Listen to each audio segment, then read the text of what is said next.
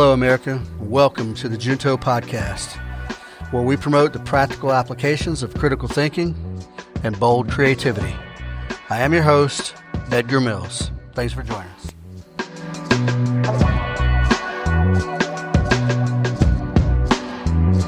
Hello, America. Welcome to episode 30 of the Junto Podcast.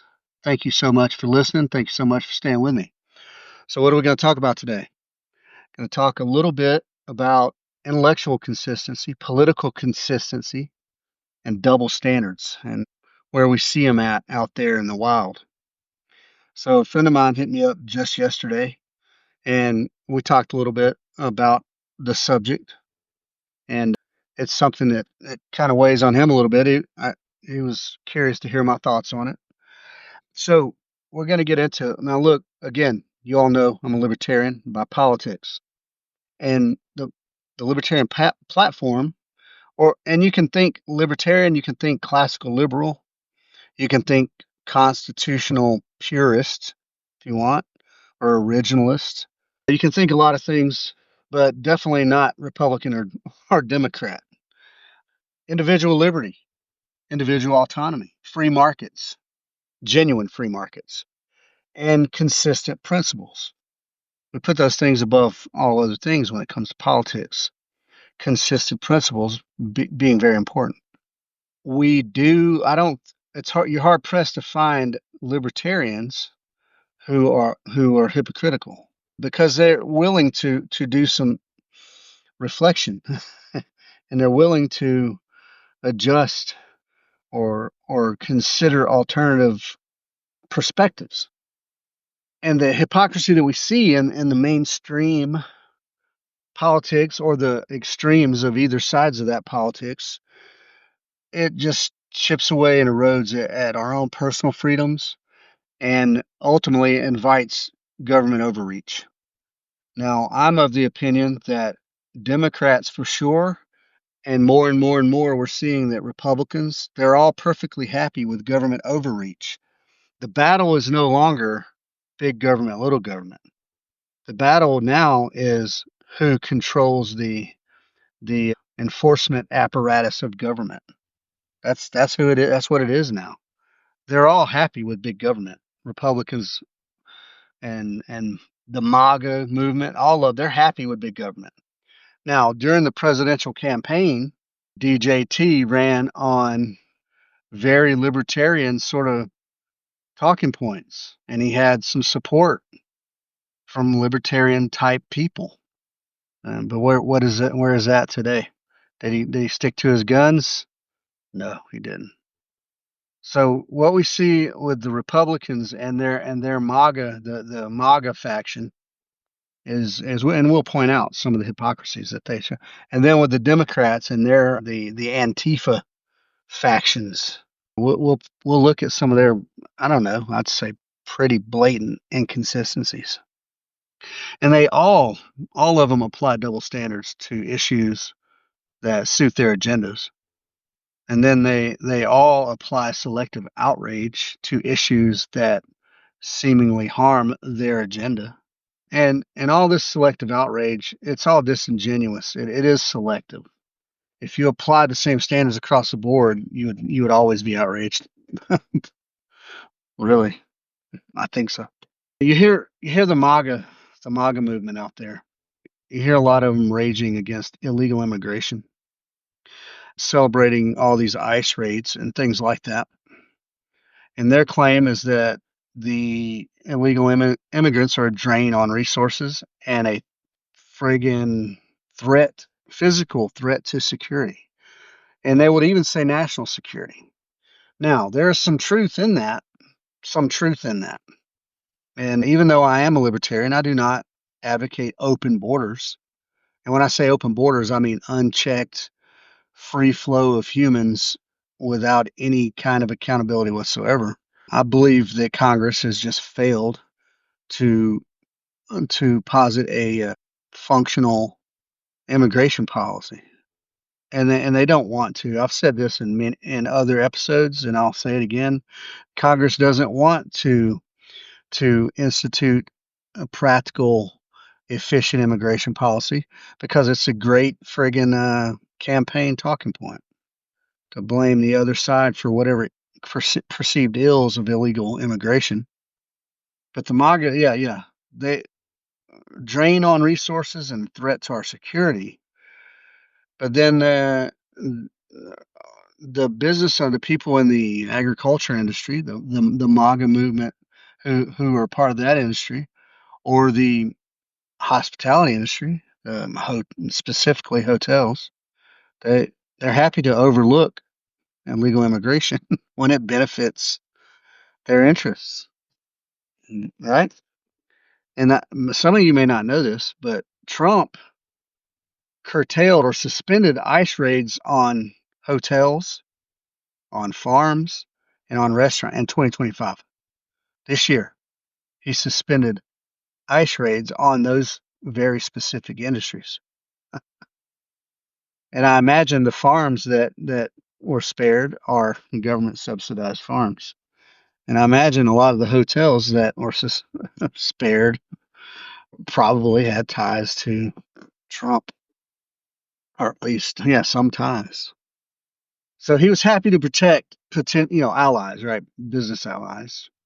But then we're still seeing them on television and all social media as these very aggressive ICE raids. And a lot of right wingers, man, they're like on board. Yeah, well, yeah, it's awesome. We got dudes that look like Call of Duty, operator types going out and snatching up illegals from wherever, not hotels and not restaurants, but out and about somewhere.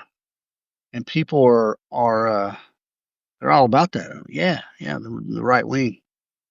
There's a right way and wrong way to do anything, and and I don't think it's by accident or by ignorance. I think they want that vision. I think they want that image out there. They want to push that scary image of masked up, heavily armed operator types out there in the general public snatching people up in a very violent way and just creating general chaos among the public. Where there's going to be ICE raids, there's going to be protests. Where there's protests, there's going to be eventual violence. And what does that do? Yeah, it just invites more government overreach. And I said this before, and I'll say it again. If Trump, if anything, if any reaction from Trump, if it's anything, it's an overreaction. So, and look, he's been doing business long before he was ever in politics, right? He's been doing business. And people say the things they say about him. Was he a racist? No, I don't think Trump is a racist at all. He's done great things for the black community. Tangible, tangible things. I don't think he's a racist, but I do think he's a harsh businessman, and I do think he's an opportunist. And practices that he used in his business, like hiring, illegal laborers, he turns around as the president and condemns it, and then puts all these scary dudes out on the ground to strike fear into the illegal immigration population. I agree that all immigrants should come here legally. I do, but there's ways, there's right and wrong ways to do things.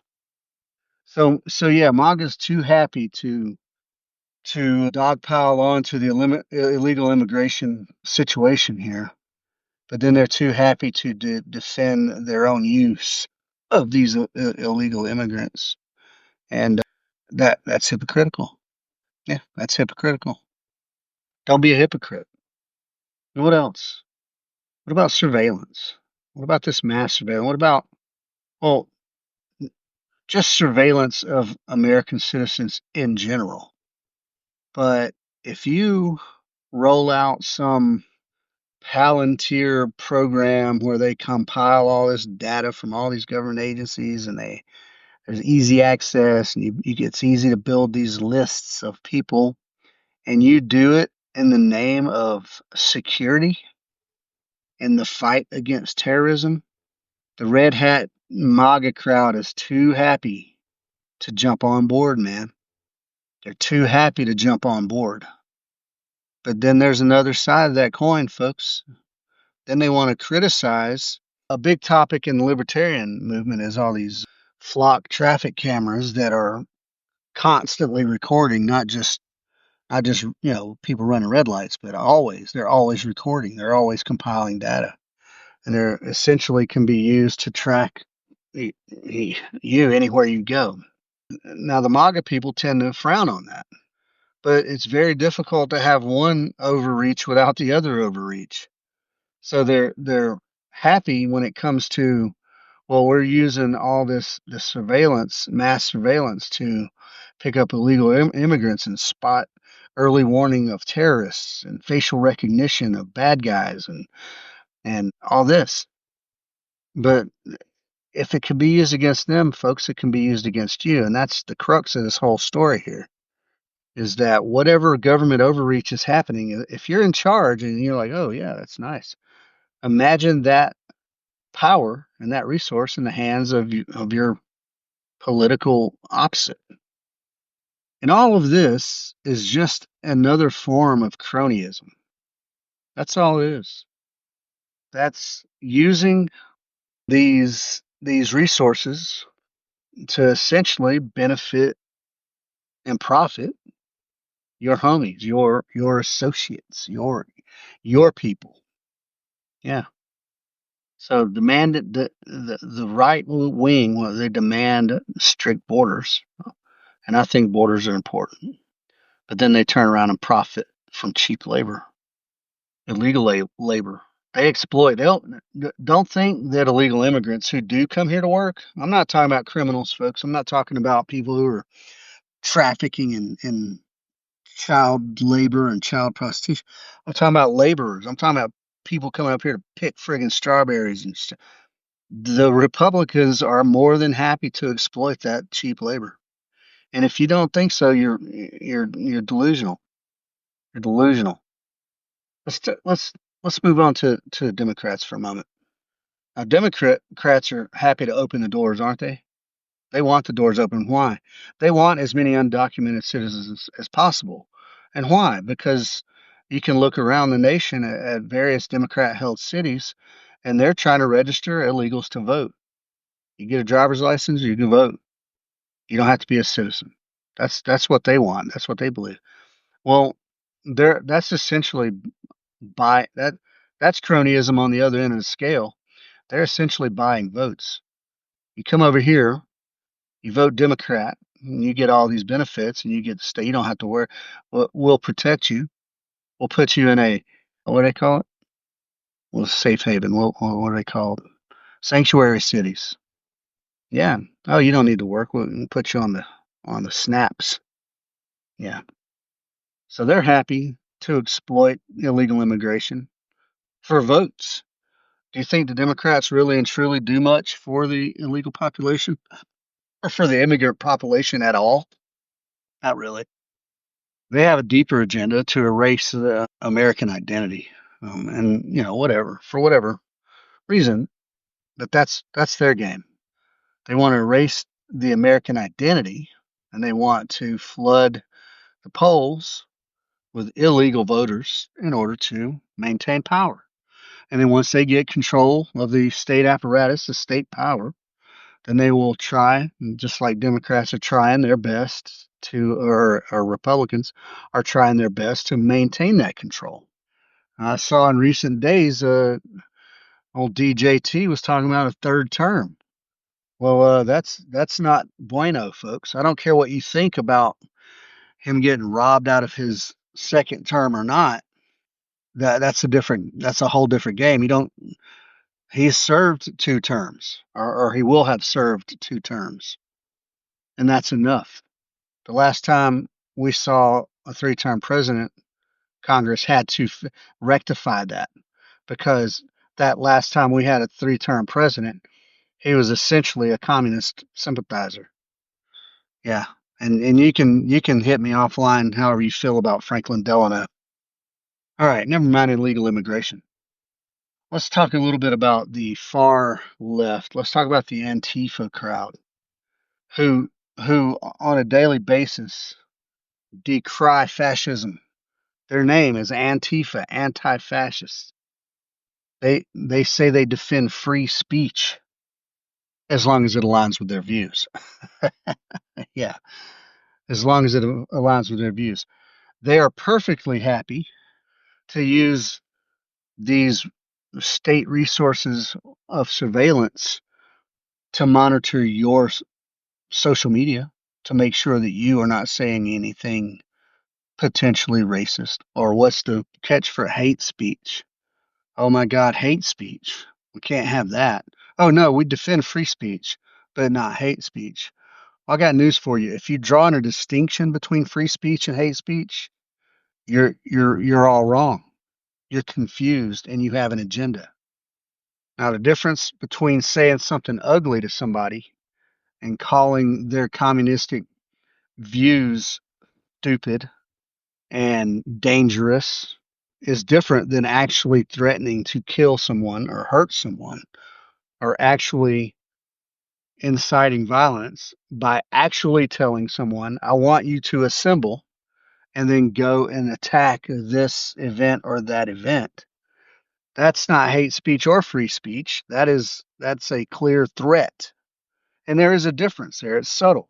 But hate speech, just calling something you don't like hate speech, is not. That's not it. That's You're not pro free speech. You're stifling opposing views, and that's a very fascist thing to do. Nobody is more coercive in their operations than Antifa in order to silence opposition, to silence conservatives. We have seen more in the way of silencing conservatives than we ever have in the way of silencing liberals. More violence. I'll give you a pretty egregious example, and there was a girl named Lola Daviette, and she was a 12-year-old French girl, murdered by an Algerian immigrant.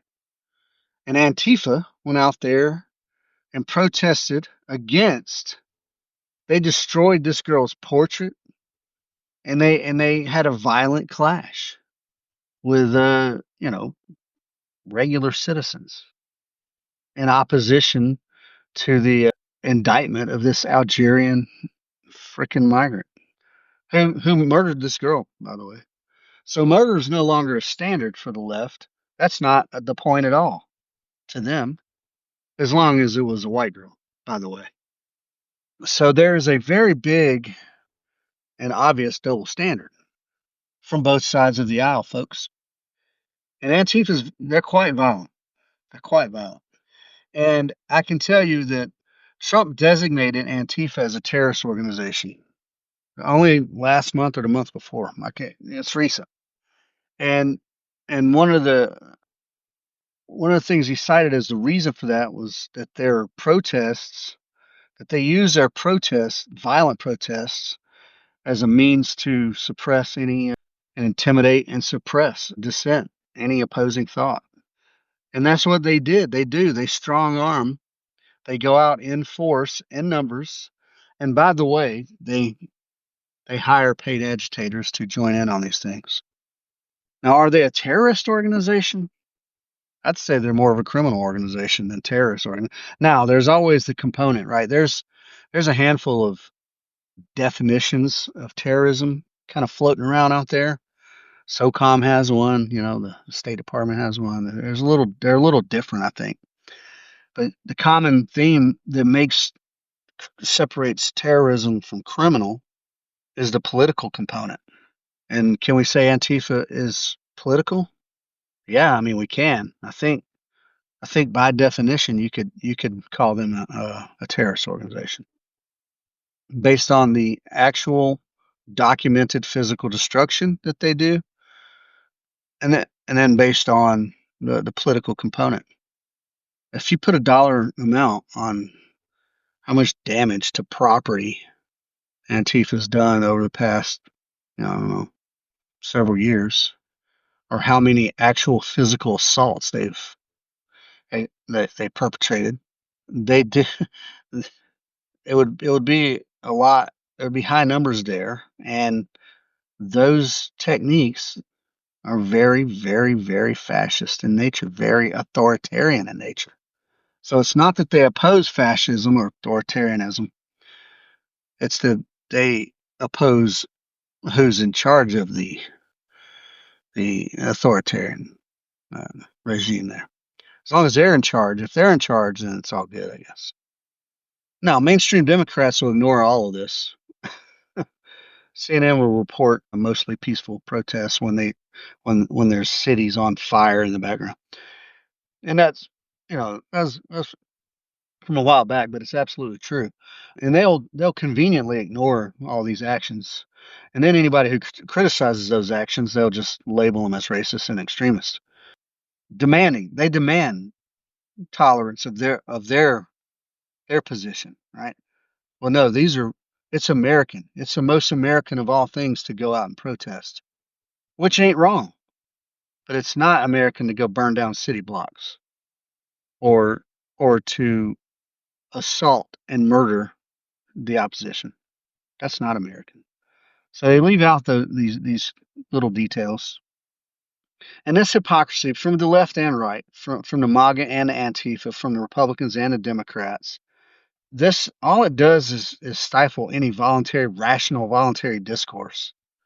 And every time there's an event, an incident at an event, every time there's a murder or someone beaten to a bloody pulp, all it does is invite the state into the situation.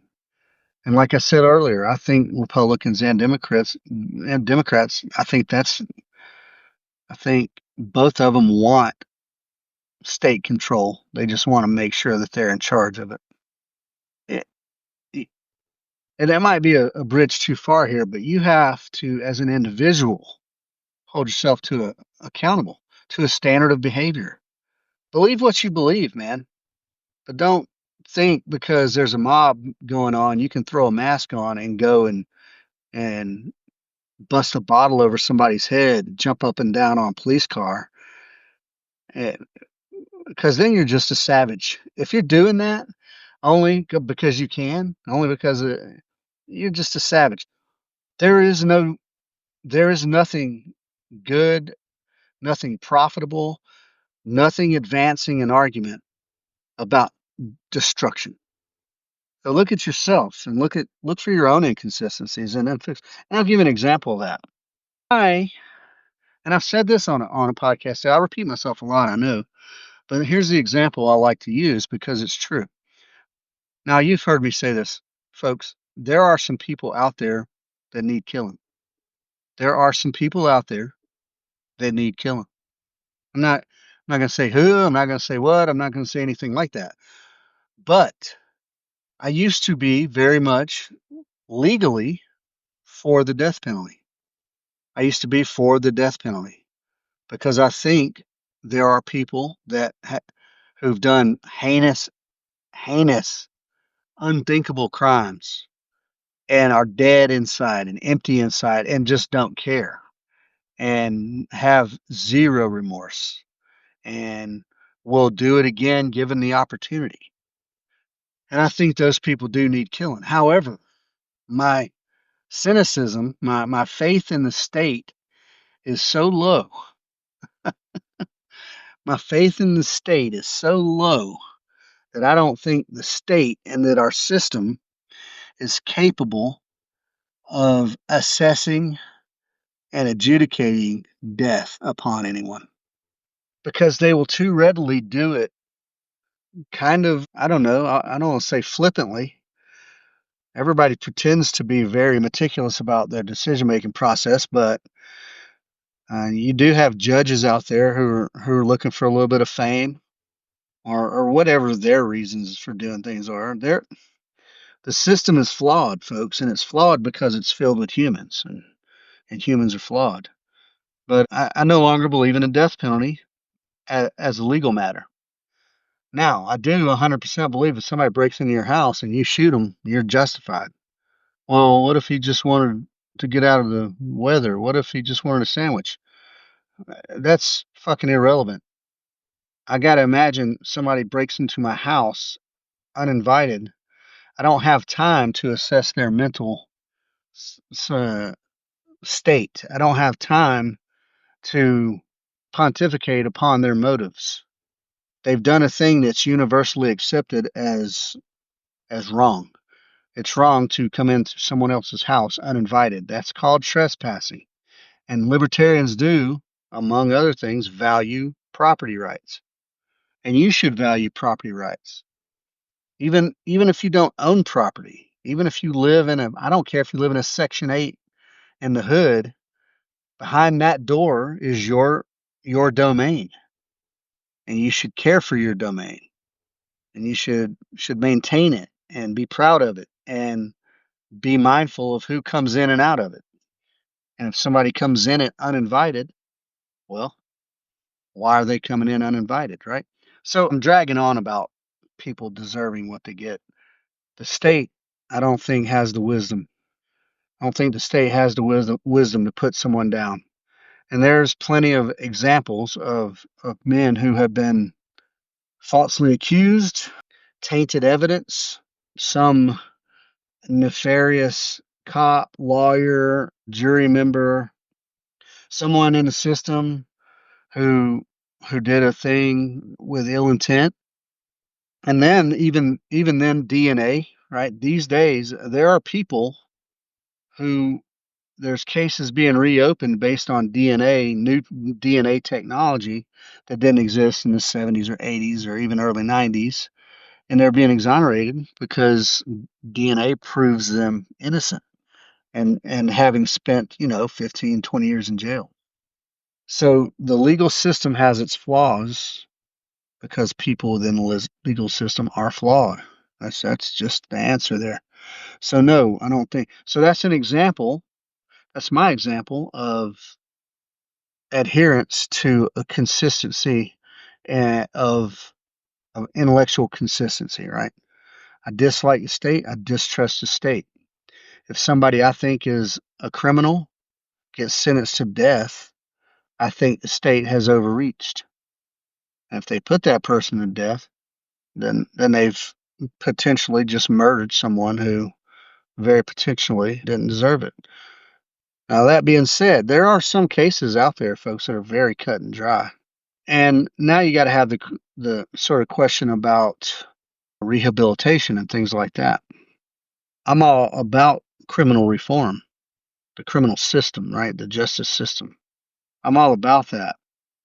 There needs to be that. But you can't complain about government overreach as a conservative or small government as a conservative and then turn around in the same breath and carry on about being tough on crime and putting everybody in jail for the most minor of infractions. Because these jails, and I'll point to Fulton County Jail right now on Rice Street, that place is an absolute shithole. It it should be condemned. Now, do the prisoners do it? Mostly. But how long has that building been standing? And yeah, prisoners have a vested interest in destroying things in there.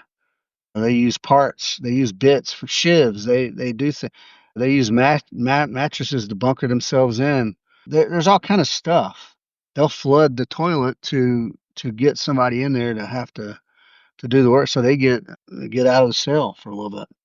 There's just different things, but you can't be about small government and then be about building bigger and more prisons, more and more and more prisons. Right? That's inconsistent. You can't be about well immigration. Let's cut down on all. What about the H-1B visa immigration? So we want to crack down on immigrant labor. Well, we'll say illegal immigrant labor. But then we want to be very selective about the H-1B visas so that we can bring tech savvy, Indians and whoever else in. It ain't about the race. It's just that it happens to be the tech sector. So do we favor the tech sector so much so that we can give visas to these folks, but then we don't favor the agricultural system to give visas to those folks? That's where your cronyism comes in. I don't know, man. It's crazy. It's crazy how we can overlook one thing, but then harp on another thing. And I attribute that to the mainstream media and to our echo chambers, yeah, that I've talked about a lot. Be intellectually consistent. Be politically consistent. Don't let Trump slide, man. Don't let him slide on things that are wrong or bad. Everybody, I remember, the Clinton years. Well, I remember George H.W. Bush years too. I remember the Clinton years, and the economy was pretty good under Clinton, if you remember. But if you also remember, there was a Republican House and Senate, so Clinton was pretty well stood up with. And you can like or hate Newt Gingrich, but he was a good politician. The economy was good, and I think everybody would agree with that. Literally, everybody let that guy slide for getting a blowjob in the White House. Yeah, because he was charming. If you guys remember the Clinton years, they were touting the Clintons as the second coming of Camelot. If you guys remember John F. Kennedy and Jacqueline Onassis back in those days, they called that Camelot. It was like a fairy tale, handsome and articulate and all that stuff. And Jacqueline Onassis was glamorous and reserved and perfect wife, all this. And JFK was a war hero, and yeah, and he was sympathetic to the well, and he was anti-CIA by the way, too. And so that was Camelot. And then Bill Clinton, because he's a slick Willie, because he's a smooth talker, and he played the saxophone. You guys remember that on Arsenio Hall? He was cool, man. Yeah, he got, oh, I'm cool. He's a cool president. Like the first, like cool president. Now, JFK was really the first, but I think that's where they're making comparisons. You know what I mean? JFK's got Marilyn Monroe up there singing him happy birthday, like hanging out with Frank Sinatra and whatnot. Bill Clinton. Was that the second coming of Camelot? Nah, not really, man. Dude got a blowjob in the Oval Office. Dude put a cigar up Monica Lewinsky's bits. That he got a free pass. He still gets a free pass. That Joker's, he goes around. God knows how much they make. Him and Hillary, how much they make. Doing a speaking to, on a speaking tour, on a speaking engagement. I'd like to know. I should. I don't know if I could look that up or not. I wonder how much they make on one single speaking engagement. And then where's the money go? Does everybody remember Haiti? Everybody remember that? Yeah, Haiti. You think Monica Lewinsky was screwed by the Clintons? Haiti was screwed by the Clintons. Good people. Yeah, screwed, but he free pass. He's charming. He was charming. Man. He's charming. Played saxophone. What if Donald Trump was up in the Oval Office with I don't know, an intern, some intern, some 20, I don't know, 23, 24, 26 max year old intern. What if Donald Trump got a blowjob today, right now, today, in the Oval Office, and put a cigar in our private bits? Can you imagine? Can you imagine the liberal explosion? Oh my God. Inconsistency, folks. Double standards. Both sides hold double standards. It's good for me, not good for you, and vice versa. Is that okay? Now, I always say this: the left, they kind of lean a little bit on communism, and they might say, well, if they're honest, they'll just say, yes, that's what we want. But one of the prevailing principles there is that the ends justify the means. So the left, and they have varying degrees of that's moral values, right? Varying degrees in a sense that, and I'm not going to attribute the right in Christianity. That ain't necessarily the case at all. But the the left makes no such pretense on Christianity or anything else. They're kind of they're happy to be belligerent and be heathenistic and all that stuff. And that whatever, man. Like on a personal note, whatever. But on a political note, that's where Republicans go wrong when they apply. Now, I'm not saying it's wrong to apply some moral standard to a policy or to a thing, but you got to apply it consistently, and it can't be a moral standard that's based on your personal religion. It needs to be a universal moral standard. Now I know like that's kind of hard to pin down a universal moral standard. And I differentiate between ethical and moral. I think morals probably come from your religion and all these things and your upbringing and that. And then ethics is sort of a, a, a yeah, universal standard of behavior. So you got to have ethical decision making and ethical policies that are universal.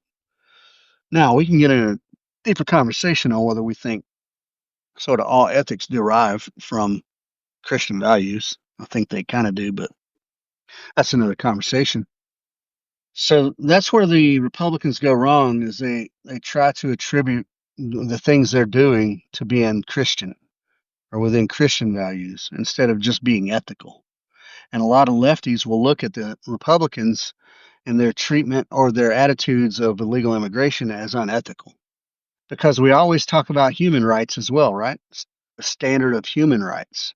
So every human has a basic dignity and a basic right as a human, not as a criminal.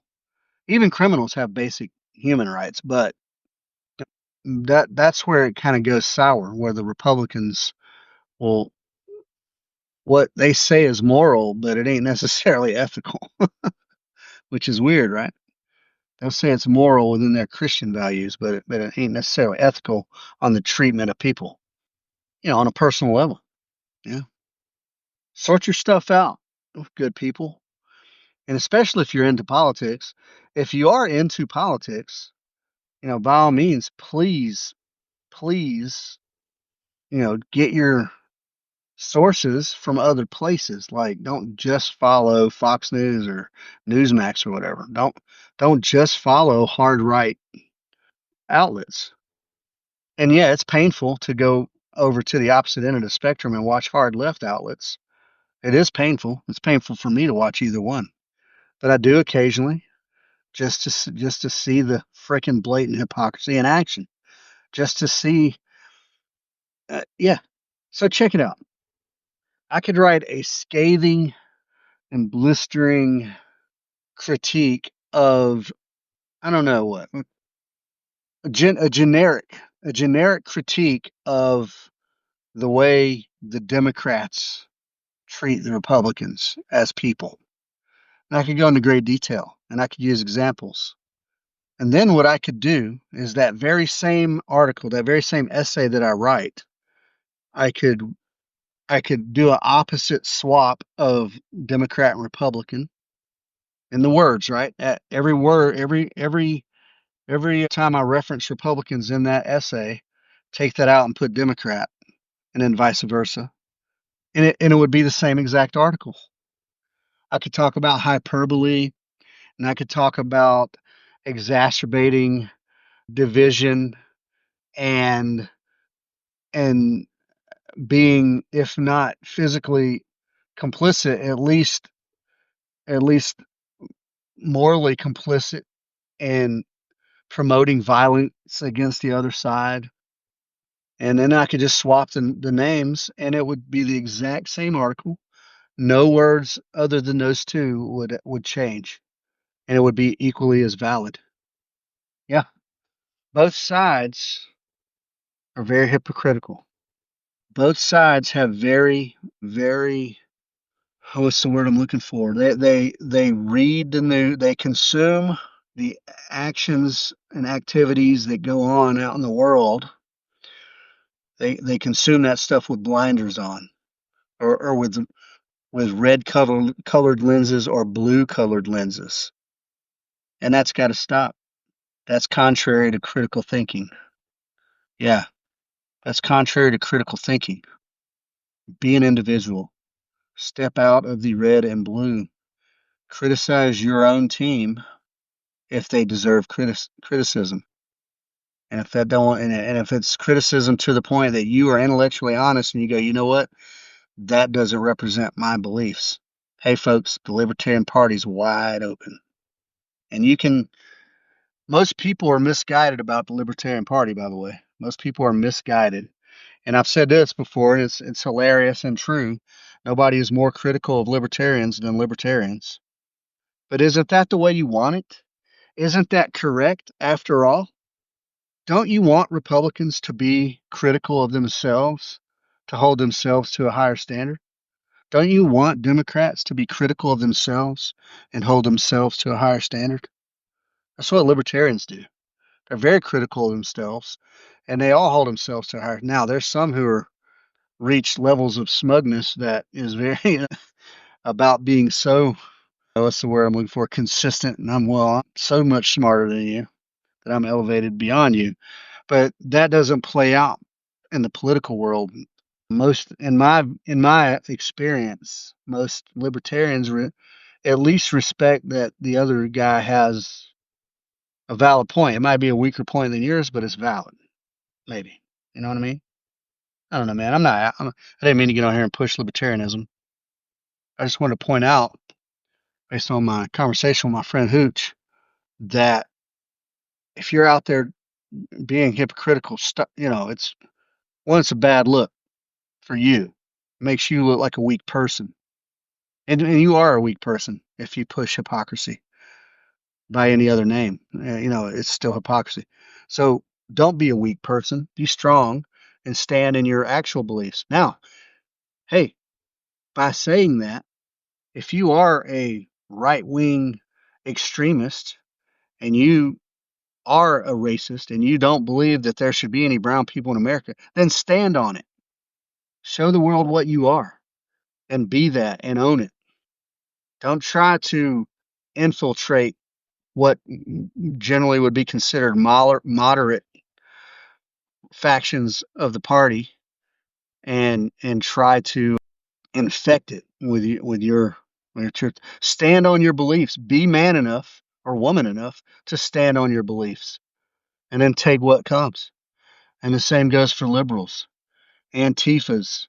I don't even know what your real true belief systems are.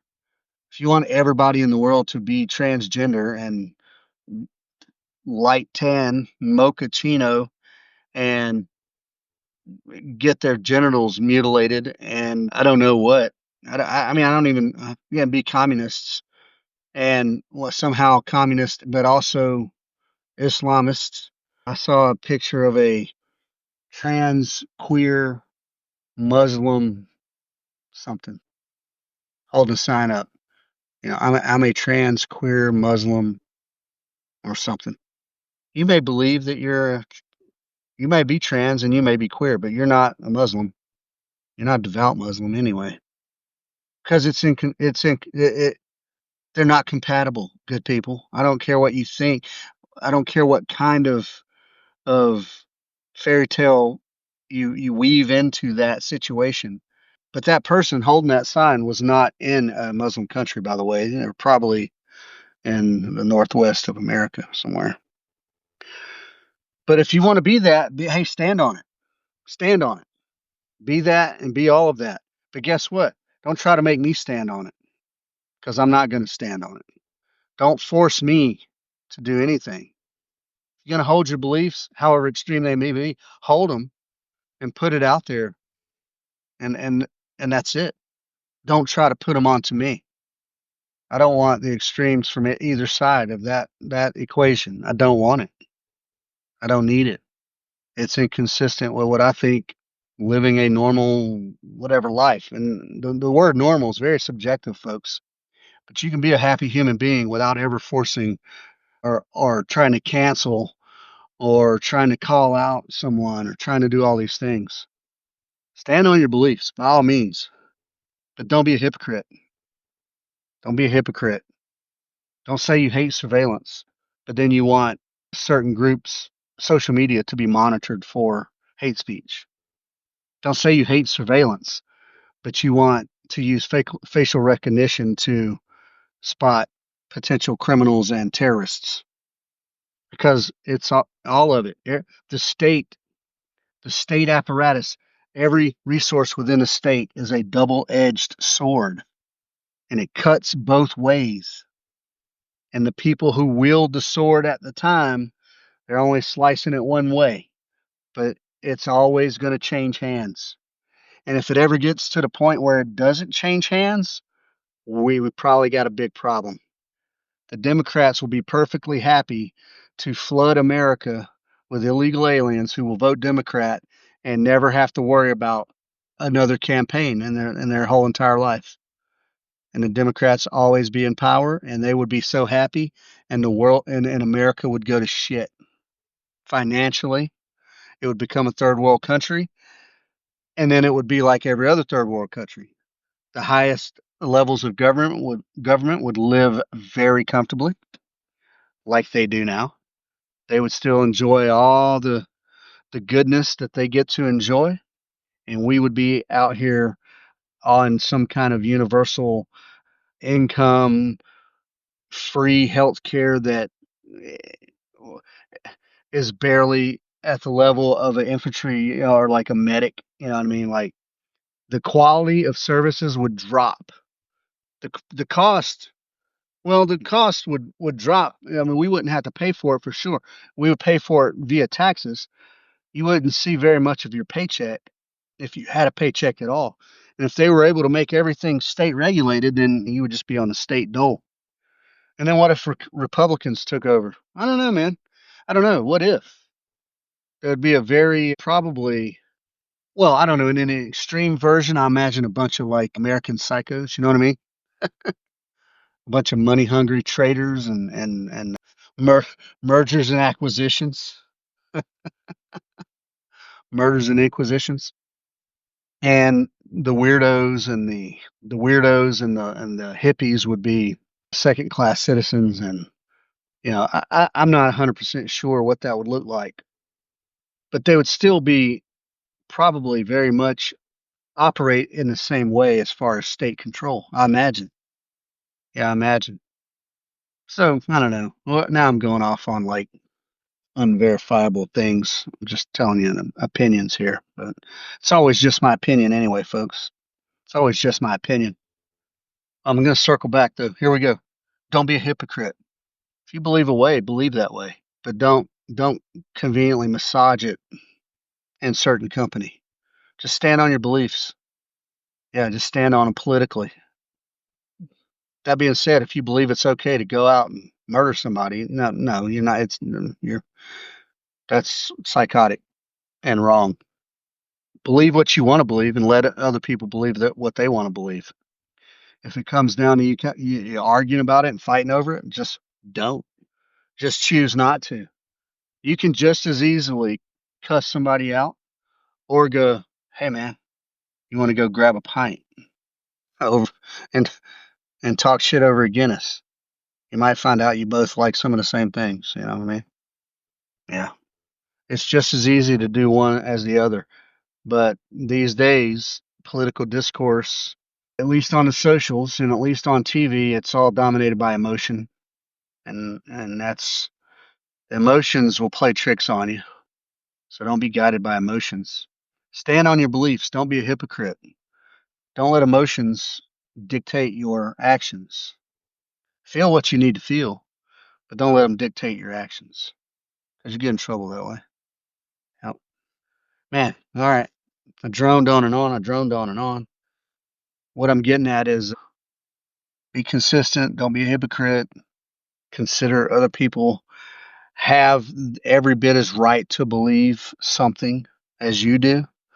And if those beliefs are inconsistent, that doesn't change their rights. It doesn't change yours. You do not have a right to infringe upon someone else. You do not have a right to infringe upon someone else. All right. Good people. Golly. Land navigation. November. Let's see. I'm going to tell you exactly when that is.